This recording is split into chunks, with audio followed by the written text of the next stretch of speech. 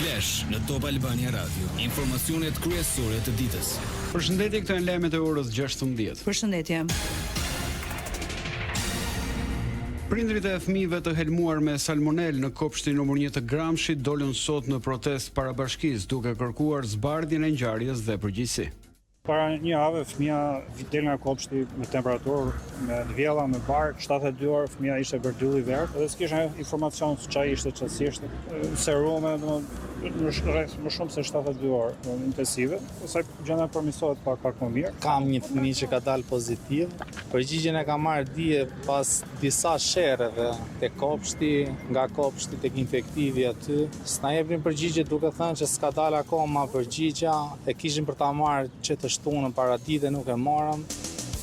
Kryetari i Bashkisë së Gramshit, Besion Ayazi, mohoi që ngjarja e helmimit të fëmijëve të jetë fshehur. Ayazi fajsoi kompaninë që furnizon me ushqim kopshtin dhe tha se bashkia kërkon fletët e analizave për çdo produkt ushqimor dhe nuk pranon asgjë pa to.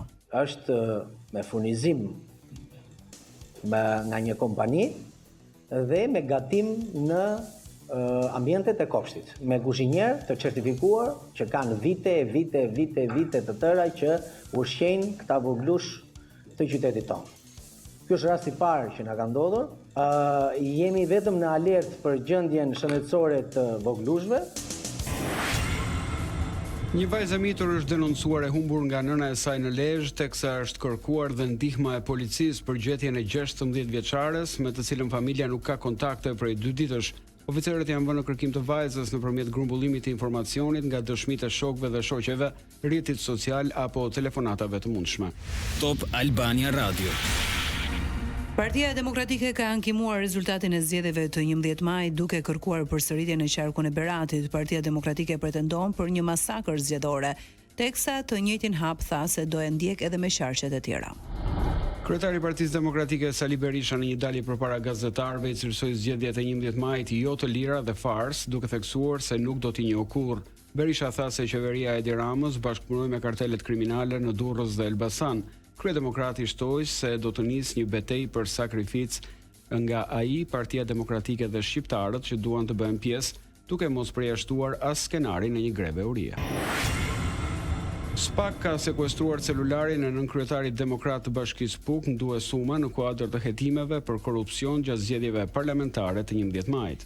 Nënkryetari i Bashkisë dyshohet për dhënie shpërblimesh dhe premtimesh në fushat dhe u ndalua pranë Durrësit nga agentët e BK-s. SPAK ka krijuar një task force për krimet zgjedhore dhe deri tani janë nisur hetime për 47 kallëzime, ndërsa 7 persona janë arrestuar në flagrancë. Policia rrugore e Tiranës gjatë javës së fundit ka arrestuar ose proceduar 41 persona, 18 prej të cilëve për drejtim automjeti në gjendje të dehur ose pa lejen përkatëse. Policia njofton se janë bllokuar 46 automjete, janë pezulluar 23 leje e drejtimi dhe janë vendosur 13.911 masa administrative. Lajmi nga rajoni. Presidentja e Kosovës Vjosa Osmani është duke u përballur me kërcënime të vazhdueshme për jetën dhe sigurinë e saj personale. Një tjetër kërcënim është dërguar në emailin zyrtar të presidencës së Kosovës. Edhe një javë më parë presidentja Osmani është kërcënuar përmes adresës zyrtare të institucionit që ajo drejton. Britania e Madhe po shqyrton Kosovën si një nga vendet e mundshme për ngritjen e qendrave të kthimit për azilkërkuesit e refuzuar, raporton The Times. Presidentja Vjosa Osmani ka shprehur gatishmëri për diskutime, megjithëse bisedime zyrtare ende nuk kanë nisur. Rreth 12.000 trupa ushtarake nga Shtetet e Bashkuara dhe nga vende të aleate të saj përfshirë Shqipërinë dhe Kosovën janë mbledhur në Ballkan në kuadër të fazës së dytë të stërvitjes Defender, të udhëhequr nga ushtria amerikane. Stërvitja që nis sot dhe vijon deri më 9 qershor ka për qëllim të testojë se sa shpejt dhe sa efektshëm mund të dislokohen trupat amerikane në Europë për të mbrojtur krahun lindor të NATO-s. Pjesë të stërvitjes do të zhvillohen në Shqipëri, Kosovë, Bullgari, Kroaci, Greqi, Maltëzi, Maqedoni të Veriut dhe Slovaki. Lajme nga bota. Presidenti amerikan Donald Trump ka kritikuar ashpër homologun rus Vladimir Putin pas sulmeve të reja masive ndaj Ukrainës. Nuk e di se çfarë i ka ndodhur Putinit. Ai është absolutisht i çmendur, ka thënë Trump, që më tej ka shtuar se po vriten shumë njerëz, kur nuk është e nevojshme. Trump paralajmëroi Kremlinin për pasoja të rënda nëse synon të pushtojë të gjithë Ukrainën. Në një nga sulmet më të mëdha deri më sot, Rusia ka lëshuar në orët e vona të së dielës plot 355 dronë dhe 9 raketa, duke shkaktuar dëme të mëdha dhe të paktën 12 viktima civile, sipas njoftimeve të forcave ajrore ukrainase.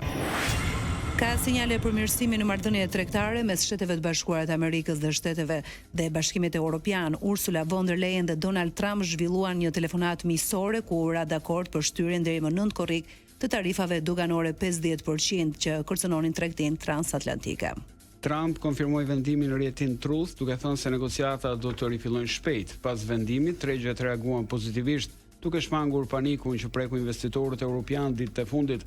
Dialogu mbetet I hapur për një marrëveshje gjithëpërfshirëse.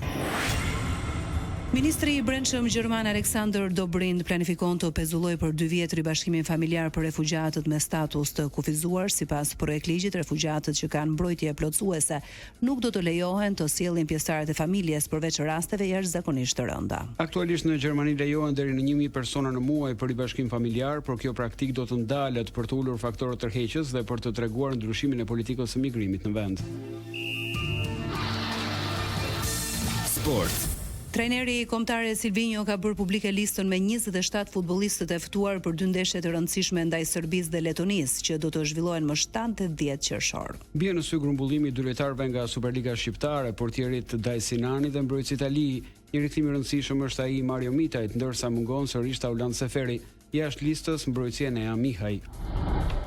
Në konferencën për shtyp, Silvinho tha se ka nevojë për të 27 lojtarët sepse janë 2 ndeshje të vështira. Sa I takon duelit me Serbinë me diplomaci, trajneri shmangu komentet mbi thirrjet e presidentit Vučić që kërkonte fitore me çdo kush në Tiranë. Silvinho tha se ne do të kërkojmë rezultatin pozitiv. Parashikimi I motit.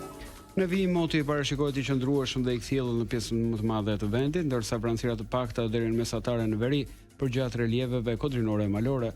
Temperaturat minimale do të luhaten nga 7 në 25 gradë Celsius. Ndoqet një përmbledhje të zhvillimeve kryesore të ditës. Edicioni informativ I radhës është në orën 17. Unë jam Erisel Tedoko. Unë jam Ervin Nikola. Kjo është Top Albania Radio.